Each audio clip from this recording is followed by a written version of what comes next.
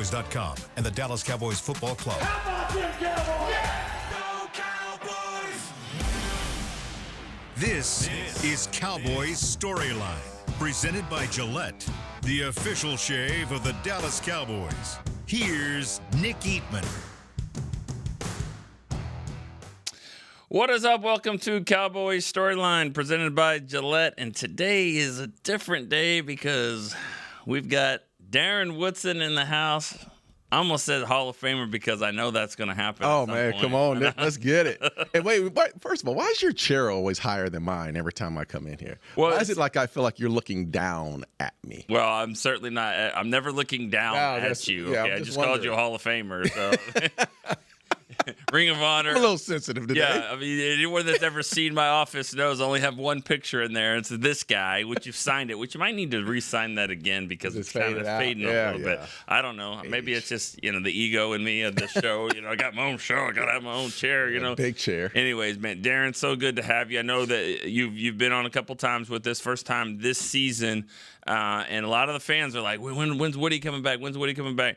What a perfect time to do that, because I want to talk about not only Cowboys trying to get this thing turned around, but this last weekend, how awesome that was for you guys to see a bunch of former players. So real quick, though, and this is a fan show, we'll get to some callers, but I want to ask you, what are you seeing from this football team right now? I mean, their defense is not probably the defense that you remember seeing when you played, but they're trying to figure it out. They played much better, and it's almost like week to week in figuring out what's happening with Eberflus's defense. But it seemed last week they played with a lot more intensity. They played with a lot more understanding of what their roles were. And, I was at the game. I couldn't really see all the coverages and what they were exactly what they were running, if they're running zone, or I know they played a lot more man that I'm used to seeing them play. Mm-hmm.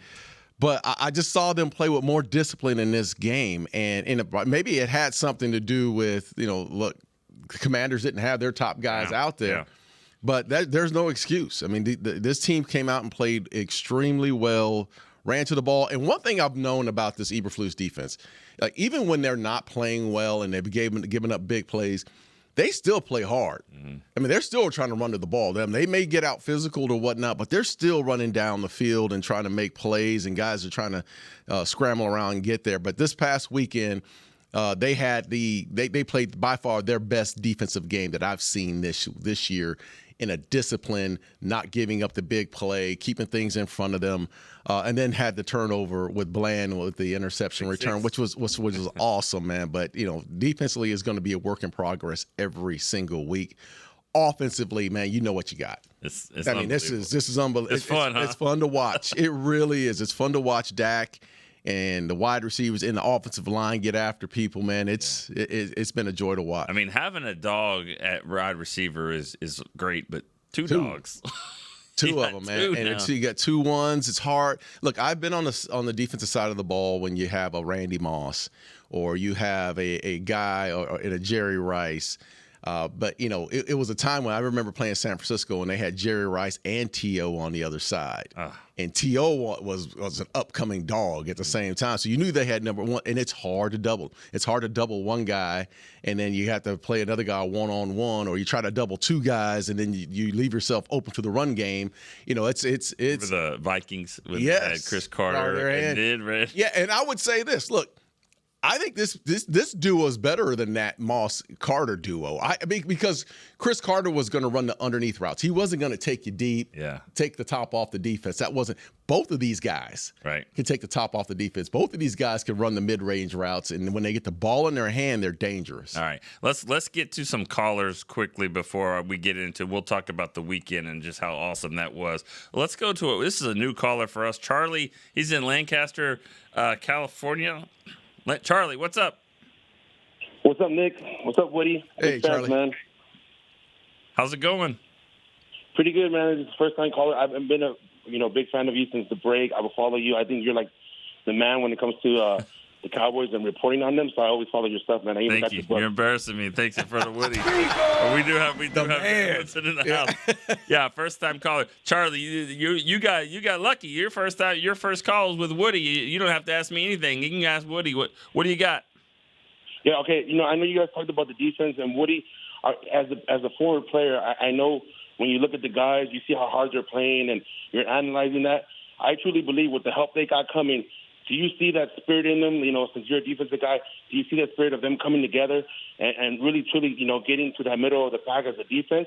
I believe in them. I think they're going to be able to get to that point, and I see it. I see them coming together, and we got from Dex. So it's very exciting. I appreciate being a fan of you, man, and you guys have a good day. Thank you so much. Call us back, Charlie. I know we had to be quick, but it's good to hear from you. What do you think? They got the dog in them on defense? Look, you talk about the dog in defense. I played on some great defensive teams, and talent it shows itself, right? So talent's got to pop, and aggressiveness and knowing what you're doing. I don't know if they have the personnel just yet to be that dog that you're expecting, like a shutdown defense. That's probably not going to happen. Let's just be real about that. I mean, they're not going to be a shutdown defense. But can they maintain and not give up the big plays? I think this defense has those capabilities. But I think you got to give Eberflus some credit for. He's had a lot of criticism. He's had to deal with a team that's, a new system that's come in. The personnel's just getting to know his schemes. He hasn't implemented everything. They just came off the Zimmer's scheme. So there's some growing pains that are going along with this. And you just lost your best player on the defensive side of the ball. I haven't asked you about that one. Yeah, look, let's not forget. You just lost your best football player on the defensive ball, the guy who's made the most impact in the last 4 or 5 years, and now you're adjusting to all those things. So they're going to have to adjust to this. This is not an overnight situation. What do you think of the trade? It's been a while. I know, but look, still the first time we've had you on here. Look, he's a phenomenal football player. I just watched him Sunday night, and I thought, Arizona. God, against Arizona, he is probably the best pass rusher. I think he's the best pass rusher in football, hands down. Just one-on-one. I still thought that the Cowboys, look, I felt like the Cowboys got down the road in these negotiations and something happened that turned them off, and I'm not sure what happened, and I still don't know. I do think that he's in a better place. He's happy in where he's at. The Cowboys are happy where they are, and they got picks for it. Now, I wish they would have got more. The trade partner was a little different. Yeah. I wish it would have been, the Carolina Panthers or something like that. But at the same time, I think both parties are happy now where they are. But I thought it was an okay trade. I mean, if for you as a veteran, if you would have saw one of your teammates laying down on the table in the middle of a preseason game, that's a problem. Yeah. There were a lot of those problems, right? So I know there were some incidents that probably took place behind the scenes, and I won't even get into those. Because that's a locker room deal, and you got to handle that. But if the character is not there and you don't like that character, then then it's time to go. Yeah. All right. Well, we're going to take a quick break here real quick. We got a couple calls on the line. We're going to take a quick break. We'll be right back here on Cowboys Storyline. Alltech Lansing has been perfecting sound since 1927, bringing you decades of audio excellence to elevate your Dallas Cowboys tailgate ritual. Equip your next pregame with the Sound Rover 180 with 6 hours of playtime, built-in microphone, multicolor light modes, and a rugged exterior that's built to last. Visit alltechlansing.com/Cowboys15 for 15% off your Sound Rover 180. That's ALTECLANSING.com/Cowboys15 for 15% off. Alltech Lansing, official audio partner of the Dallas Cowboys. Cowboys fans, when it comes to navigating the ever-changing world of tax, your business needs a partner it can trust to tackle even your biggest tax challenges. Ryan is the largest firm in the world dedicated exclusively to business taxes. Our team of tax professionals has local expertise in all areas of tax and can help you uncover savings opportunities you didn't know you had. Learn more about how Ryan can improve your overall corporate tax performance by visiting Ryan.com. Ryan, the official tax partner of the Dallas Cowboys.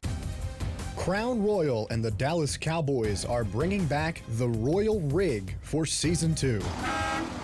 See it in action at AT&T Stadium on Thanksgiving Day, where the Dallas Cowboys take on the Kansas City Chiefs, and around Dallas on November 26th and November 28th.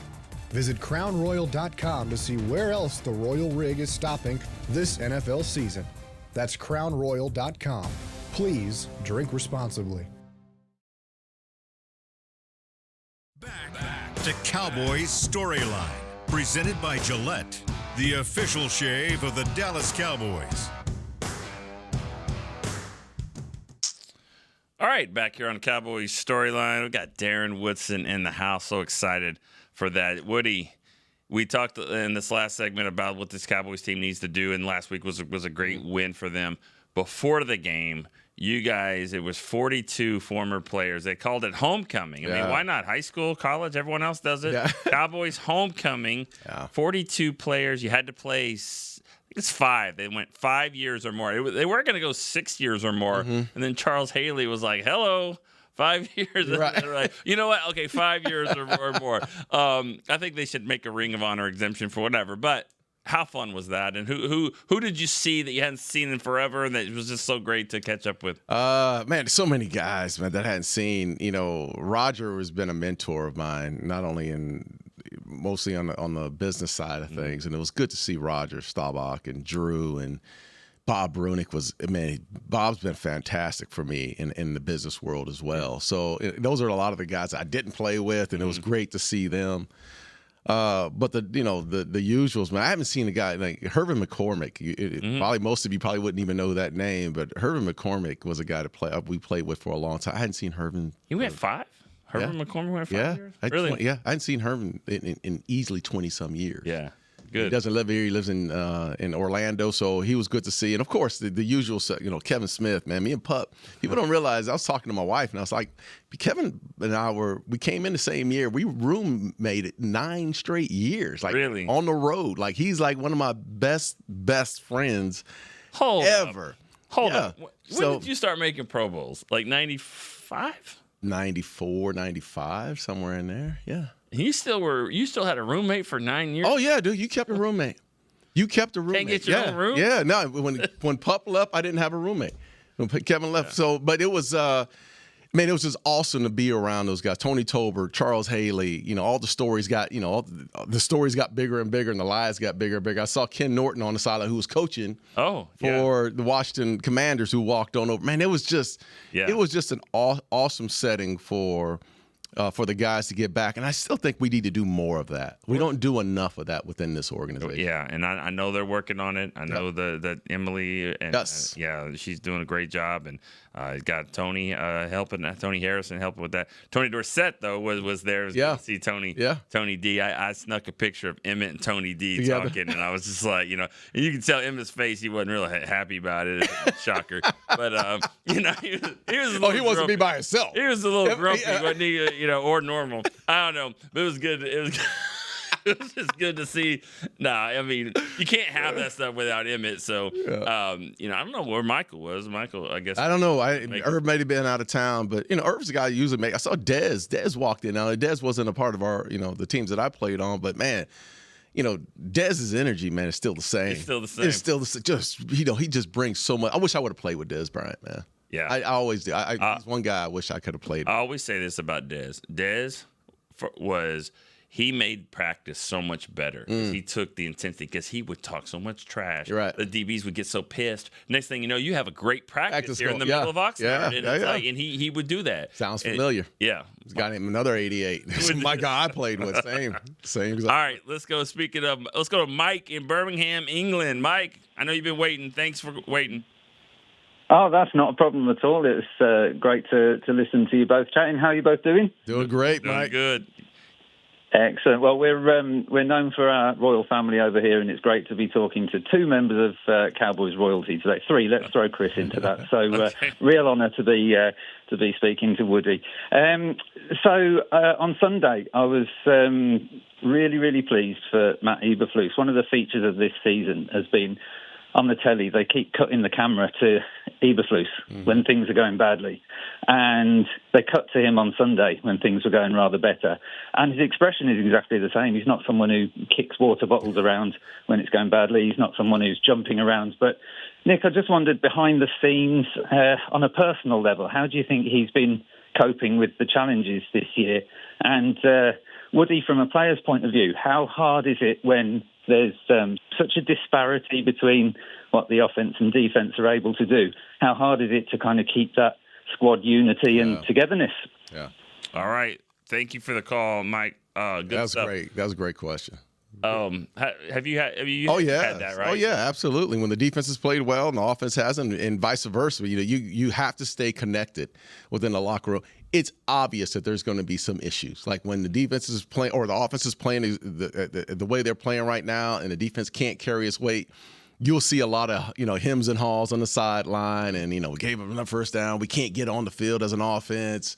We're giving up these big plays. We always got to match. You get a lot of that going on. We're people. We're no different. It's just a microcosm of society, right? So you got to handle that. The leaders really have to stand up in these situations. The leaders have to, in that locker room, have to diffuse that. Guys like Dak are going to have to diffuse any of those situations. And I heard after the game what Dak said. They asked him a direct question about the defense and how they played, and he jumped right on it, man. He said, man, we're cheering those guys on. They're our teammates. That he said all the right things, and that's the way you have to act, because you're going to have some situations. There's going to be some animosity there. They have diffused it for now, but again, this happens both ways now. I mean, we can look here in the next few weeks and watch an offense who puts up 6 points and a defense who plays shutdown, defense. So it'll go back and forth. Especially with the weather turning, and sometimes there'll be some games, cold weather, that you all of a sudden it's just tougher to move the ball. Yeah. So, all right, let's go to Michael in Bowling Green, Kentucky. Michael, what's up? Oh Lord, I'm talking to an NFL legend here. Hey, what's going on, Mike? Cowboys legend. Yeah, let's should already be a Hall of Famer. What do you got, Mike? I just got one quick question, because I know people are dying to get on. The Cowboys, against Washington, they played a lot of man and blitzed a lot more than they have. Do you think that was designed for that game, or do you think that would continue this season? Good question. I think it depends on the personnel. Honestly, look, you saw the I want to call them the Redskins, but you saw the Commanders. And they were depleted at the wide receiver position. So if you feel like you have a good matchups, and you like your corners matchup against their guys in one-on-one situation, that's a game time, not a game time decision, but it's like a game plan decision to say, okay, yeah, they don't have a guy that can really hurt us in these situations. Now you play this week. Who do they have this week? Yeah, Denver with Sutton. Yeah, on the outside, that's going to be a different game. Do you leave your guys one-on-one with a Sutton out there, and I think Eberflus is going to have to. He's going to have to his hands full again this week as far as what kind of game plan. They were very good this week when they kept it simple. We used to call it keeping it simple, stupid. You go play man to man. Everybody in the world knows how to play one-on-one, man to man, and that's keeping it simple, stupid. But they did bring some pressure behind it for the first time, and I really enjoyed to see them. Put those corners out there on the edge by themselves one-on-one and get some pressure on the quarterback. We talk about the fact of you don't have Micah. We know that. They have to generate a little bit more blitzing. And by doing that, it's easier to play man when you're blitzing, right? Yeah. It's a lot easier to play man when you're blitzing, but at the same time, you got to get there. Yeah. You can't allow guys – you can blitz all you want, but if you can't get to the quarterback and you can't cover on the outside and you're getting double moved because the pressure isn't there and you're thinking that the ball needs to come out, there's some times, I'm serious, like when you're – as a defensive back, do you want to play man-to-man? Absolutely, because it simplifies some certain things. But that pass rush needs to get there. And if it doesn't, then you get exposed on the back end. And also when they're playing zone, when you play zone, you got to have some great safety play. You got to have great safety. And I've said this before in my life of working for the Cowboys, is they miss number 28 at safety. Like I've said that several times, referring to you mostly. Mm-hmm. Now, they do miss Malik Hooker as well. He's 28. I don't know why they haven't retired it, but that's okay. But still, they don't retire numbers. But still, 28, Malik Hooker, I think he's kind of a quarterback back there as well. Obviously, they miss him as well. Yeah, they do. And it's, when you're the quarterback of that defense, getting guys lined up, again, it goes back to the mental mistakes. One thing Jimmy Johnson used to always say is, look, I can get over the fact that physically you may get beat. Physically, the guy may be faster than you, may be stronger than you, and you're not going to win those one-on-one battles. But he would never. It was no excuse for giving up or blowing a coverage. There was zero excuse for blowing a coverage, and that's the key to great defenses is when you guys are all connected. You understand where you're supposed to be. And that's how you play good zone coverage. You can pass off guys. You can have your eyes on the quarterback. and hopefully the pass rush gets there. But that's how you play good zone coverage, is when you have a guy in two safeties who can get guys lined up. All right. Well, we're gonna take another break here on the Cowboys storyline, and then Darren, it's been so good to have you here for this portion of the show. But we'll be right back here on Cowboys storyline. Discover Aiden, the official luggage partner of the Dallas Cowboys and Dallas Cowboys cheerleaders. Known for top-tier engineering and craftsmanship, Aiden offers more than just bags. Originating from Australia and designed in New York, it merges fashion, design, and culture. Used by Dallas Cowboys players, staff, and the entire organization, Aiden provides style and functionality for all travelers. Visit AidenTheBrand.com and use code AidenXCowboys for 25% off your purchase. Travel like your favorite stars with Aiden. All right, Cowboys fans, this one's for you. Gillette's Best Shave has a new look this season, and they've got one that sticked out in Cowboys colors just for us.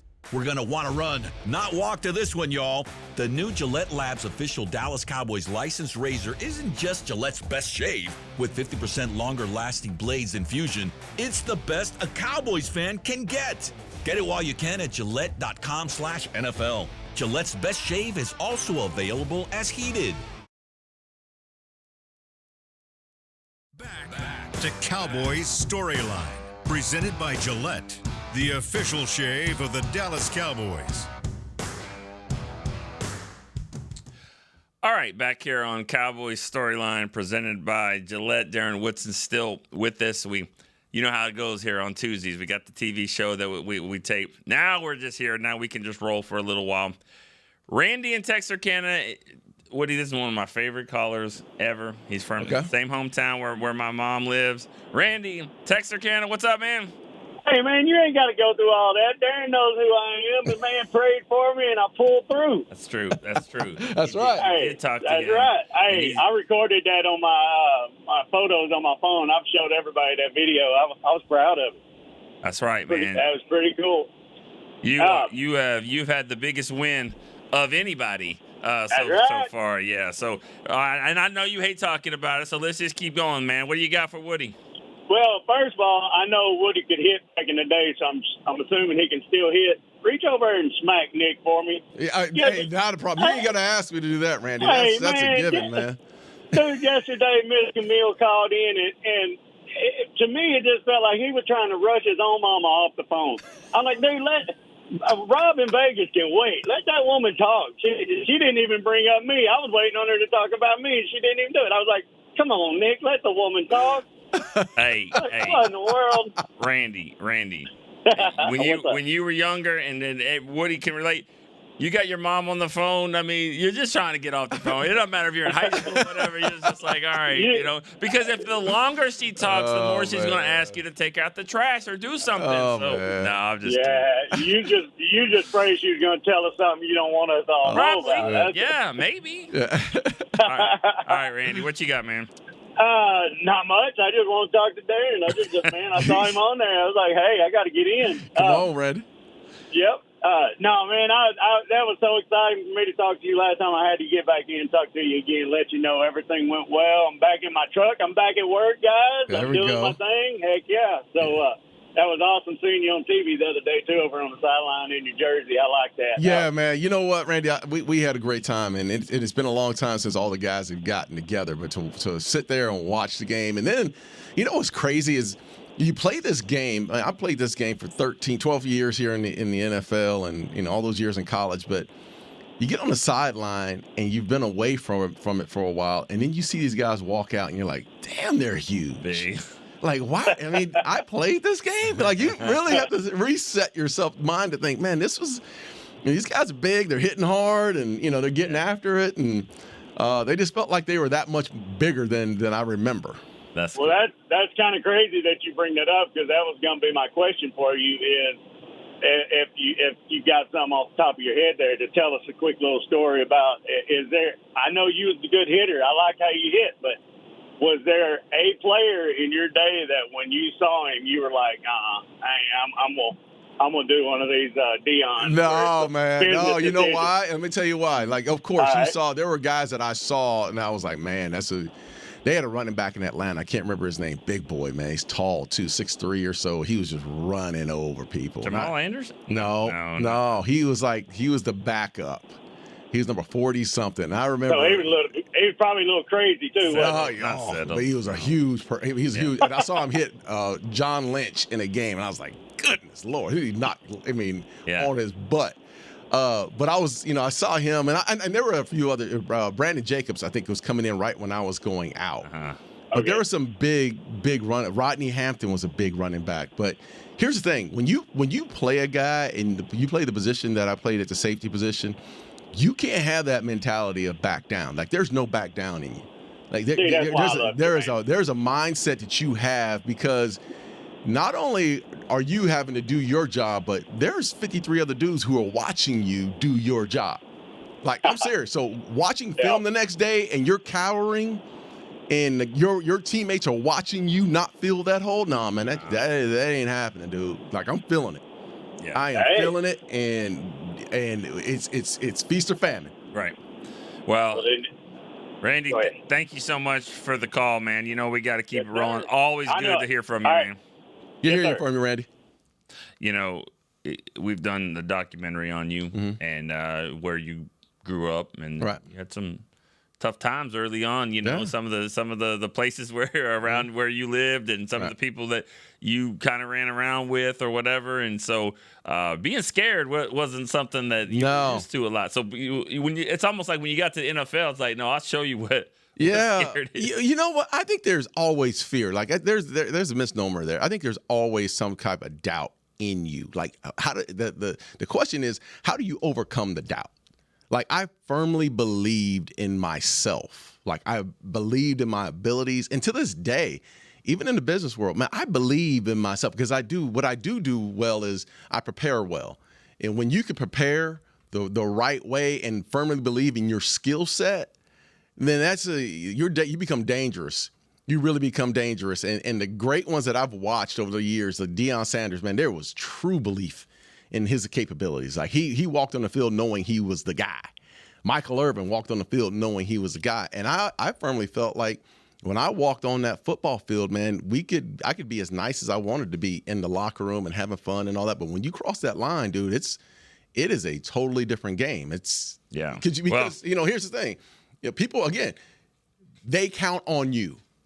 Your teammates are counting on you to be that dog. So be that dog.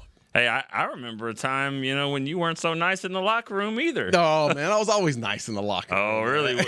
When the dominoes were out? Yeah, when I was different, man. That was – Quick story on that. Stuff, Nick. Yeah, the team wasn't good. 2002 team wasn't that good, and had a chance to be just competitive every week. And I remember Woody saying, "Hey, we got to get." Because a lot of people were playing dominoes and cards in there. We got to get the dominoes out of the locker room. Well, the problem was the guy that was playing the dominoes was Emmitt Smith. He was the main guy. So it was I remember that being kind of tricky because you're trying to do your thing, be a leader, but it was like, well, now you got to. And Emmitt understood. I mean, he absolutely understood where we were. I mean, it was just a conversation. And hey, look, I think every locker room is different. But there's a time and point when you got to feel it. Like, where are we in this season?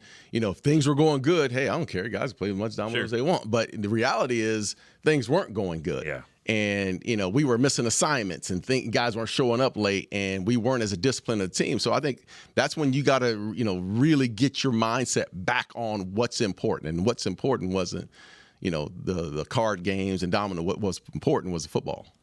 All right, let's go back to the phone lines. Robbie in Cocoa Beach, Florida. Robbie. What's up, Nick? What's up, Mr. Woodson? How you doing, Rob?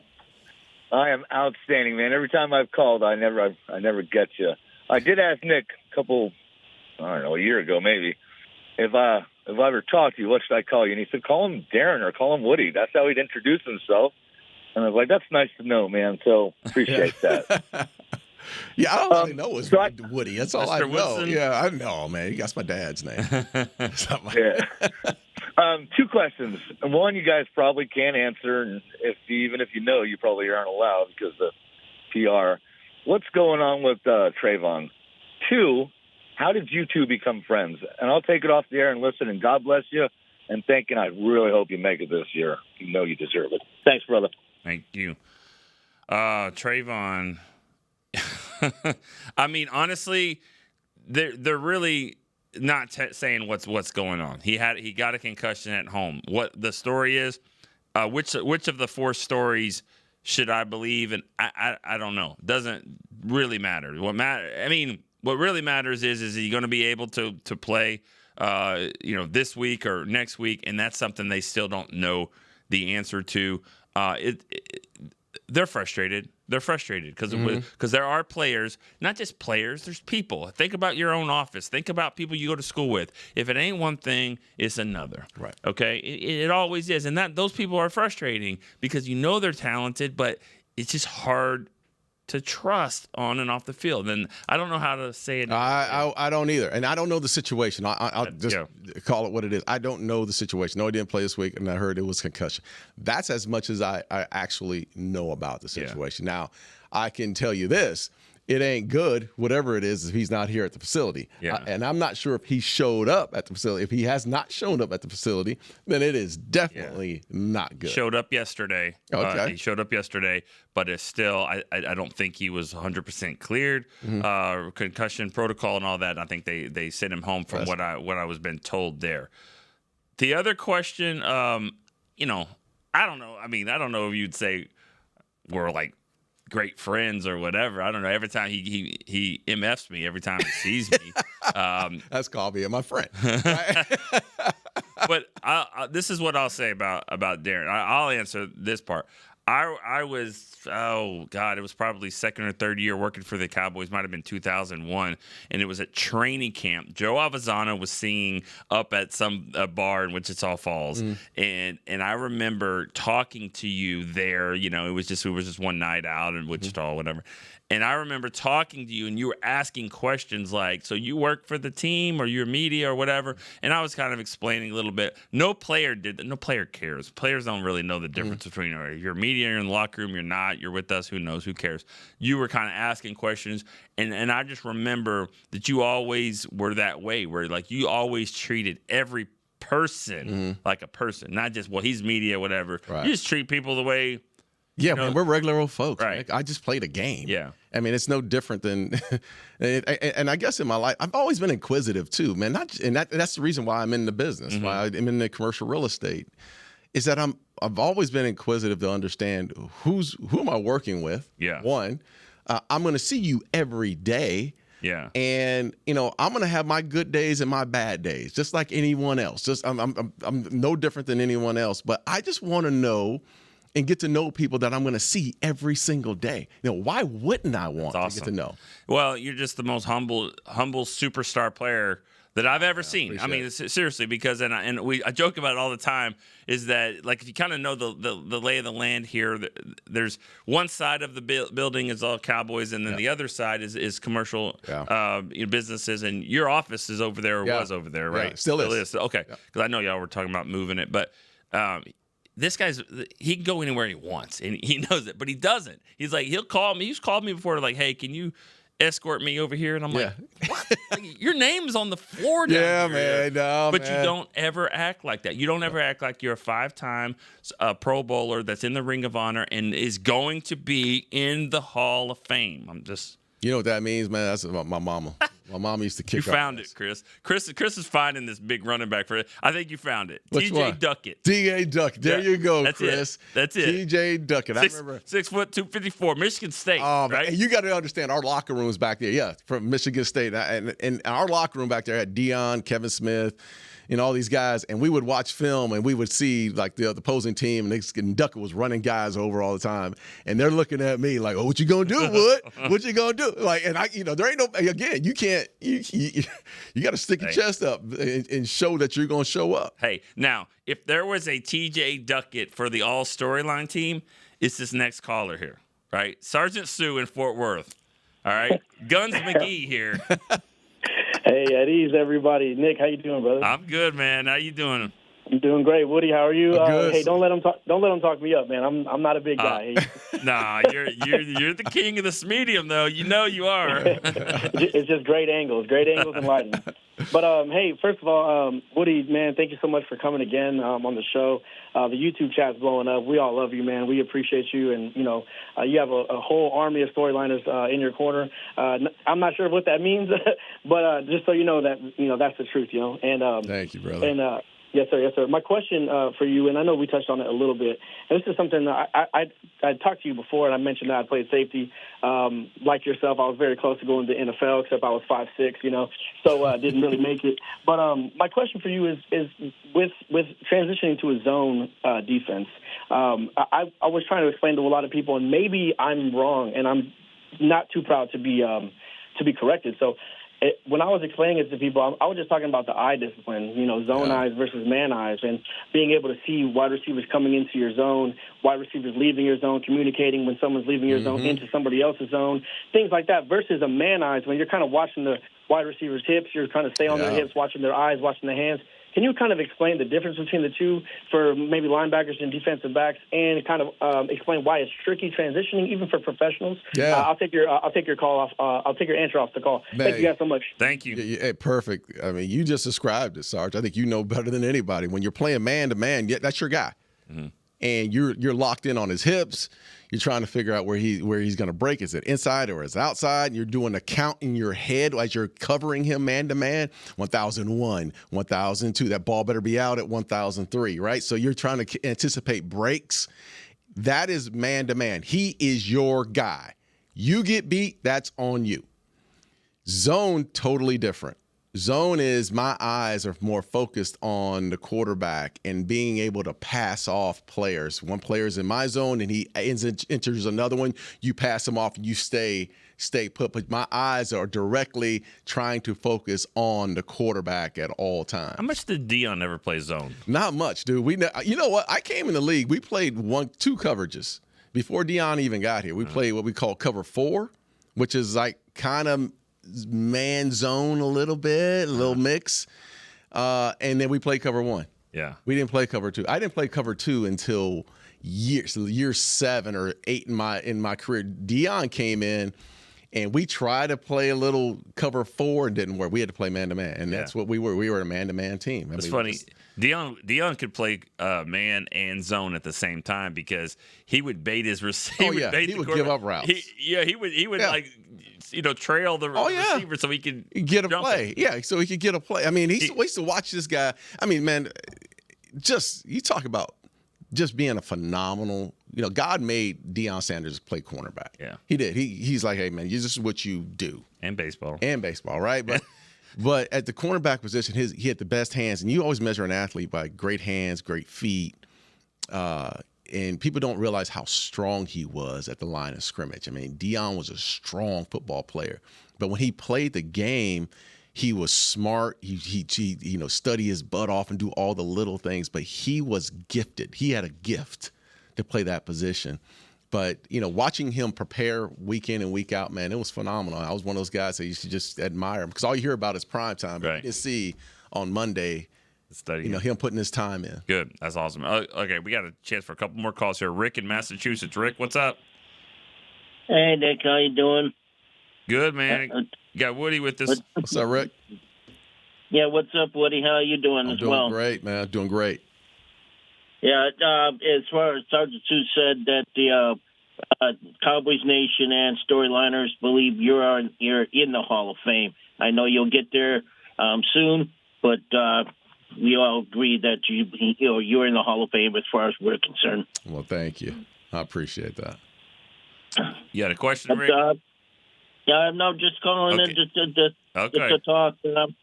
But talk to Woody and you, Nick, and everything. But keep going with everything going, and I'll talk to you guys later. Thanks, right, Rick. Appreciate care, brother. that. All right. We're going to keep it rolling now. Josh in Chicago. Josh, what's up?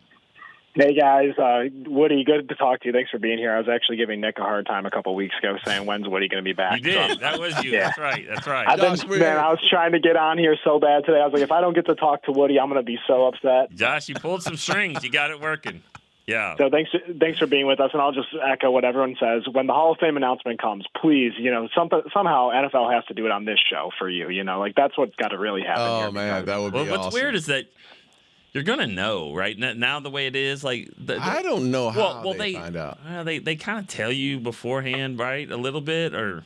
Okay, so they show up at the house. I've been watching them show up at a guy's house. So the guys, I know Eric Allen didn't know last year. He and I talked a lot. He had no idea. But when you go up, like this year, the Super Bowl's in San Francisco. Oh, you already know. Yeah. You already know before you get there. Yeah, but there was a surprise. You're going to be able to tell me whether or not I should get my flight or not? Hey, man. Hopefully we'll have one, Nick. Hopefully you'll have one. I'm going, man. I'm going. I'm going to San Francisco. That's probably why they won't put me in, because I'm a blast, and I'll put it on all the social media. Man, It'll be a great day, though. Dude, that's going to be a party. I cannot wait for you to come in. This isn't gold. This is kind of brownish. Yeah, brown. I can't wait for you to come in here with a. You're not gonna wear your gold jacket. You're so humble. You're not ever gonna do that. No, I'm gonna wear it everywhere. Oh, really? I'm gonna wear it everywhere, man. I'm just gonna show up. I saw Drew Pearson wear his everywhere for the first 9 months. Yeah. It's going to be Brian Broaddus at the airport too, right? Brian Broaddus is going to see it on Twitter, and he's going to be the one blowing it up to everyone too. All right, Josh, if you got a question for Woody, let's do it quick. Yes, sir. So I actually, the question, I'll keep it light today. The question that I asked Nick yesterday was, over the past weekend with the homecoming game and everything, who was somebody that you really liked seeing and a good conversation you had? And also, if you got any Bill Parcells or Antonio Bryant stories, I think those would be cool to hear. Oh, man. I've read the book, or you could just Woody. combine them. You got any Parcells, Antonio Bryant stories? Yeah. Thanks for the call. Yeah, that was a great one, man. It's crazy. I forget about those stories. And I just saw AB about 3-4 months ago at the barbershop. He's doing well. Good. Doing owns a little business. He's doing well. Really good. Very well. So I was there when that happened. When Antonio threw his jersey, and it was crazy because he threw his jersey at Coach Parcells, and I don't think he meant to throw it at Coach Parcells. I think he meant to throw it and it hit Parcells. And Parcells will tell you, he used to always tell me, he says, "Hey Woodson, I got one fight left in me, and I'm saving it for your ass." That's what he'd always say to me, right? But Parcells is he's a Jersey guy. He's tough. He got that little tough man about him, and he had no back down. He had zero. He got so pissed. The jersey hit him. I think AB wasn't throwing the jersey at him. I think he was trying to throw it, and it hit him. And they had to pull. Parcells charged him. They had to pull him back. But it was funny, and it all happened. There was one reason why it happened. It was because of Keyshawn Johnson. Oh, great! That was the reason why it happened. AB was getting all the routes on scout team. He ran a 9 route. He had to come back as a starter and then run a route again. And Keyshawn and some of the older guys didn't want to get those routes. And AB was running back, and he was like, "Man, somebody else get me." And those guys didn't come in. And then that's when he got pissed off, and it snowballed from there. But AB was a dude, man. Yeah, he was. He was as talented as these other 88s. He really had the talent. He was, man. Yeah, phenomenal. Didn't have it all. You gotta. It's gonna be everything. It's gonna be everything. Everything. But talent-wise, boy, he was outstanding. All right, Darren. Always a pleasure. I know you got to go. We're going to take our last break real quick, but we're saying bye to you for real this time. Darren, appreciate awesome. It, man. Can't wait. Can't wait for you to be in wearing that gold jacket for sure. But also, before all that, we'd love anytime you want to come back, man. Oh, you going to invite me? You have an open invitation. Okay, the door is open for you. An invite. No, the door is open for you. Show up. Always. You're going to have someone sitting in there. Let's go to break on Cowboys Story. I'll be right back. Discover Aiden, the official luggage partner of the Dallas Cowboys and Dallas Cowboys cheerleaders. Known for top-tier engineering and craftsmanship, Aiden offers more than just bags. Originating from Australia and designed in New York, it merges fashion, design, and culture. Used by Dallas Cowboys players, staff, and the entire organization, Aiden provides style and functionality for all travelers. Visit AidenTheBrand.com and use code AidenXCowboys for 25% off your purchase. Travel like your favorite stars with Aiden. All right, Cowboys fans, this one's for you. Gillette's Best Shave has a new look this season, and they've got one that sticked out in Cowboys colors just for us. We're going to want to run, not walk to this one, y'all. The new Gillette Labs official Dallas Cowboys licensed razor isn't just Gillette's best shave. With 50% longer lasting blades than Fusion, it's the best a Cowboys fan can get. Get it while you can at Gillette.com/NFL. Gillette's Best Shave is also available as heated.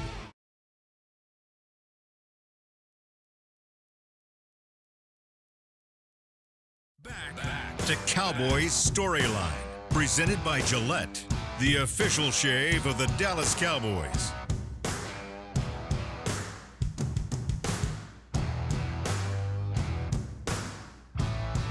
All right, back here on Cowboys Storyline, presented by Gillette. Boy, it was great to get Darren Woodson on the show today. He's got so much wisdom, so much. He's great with philosophy when it comes to football, but also he breaking it down X's and O's, talking about zone defenses and things like that. So great. It's good to hear from you guys as well. We had a few calls today. I know not as many because Darren, was here, and we wanted to hear a lot from him. Big game this week, Denver. I mean, this is where the Cowboys can really kind of take advantage of the schedule. These are winnable games. I mean, they've won 8 in a row at home. They're 5-2 this year. If you see that game last week against the Giants, they should have lost. Everyone knows that. But they're winning. They're finding a way to win games. They had a lot of close games this year, and so that they're winning some of them. Some of them they haven't. But it'll be that kind of game, I would imagine. I think the Cowboys can score some points on anybody. They're just going to have to get stops, figure out a way to get stops. It'll be a lot tougher to cover those receivers than it was against Washington. They got more talent there in Denver, but. Bo Nix is a runner. He's a guy that you certainly have to watch when he gets out of the backfield, and also they have designed runs for him.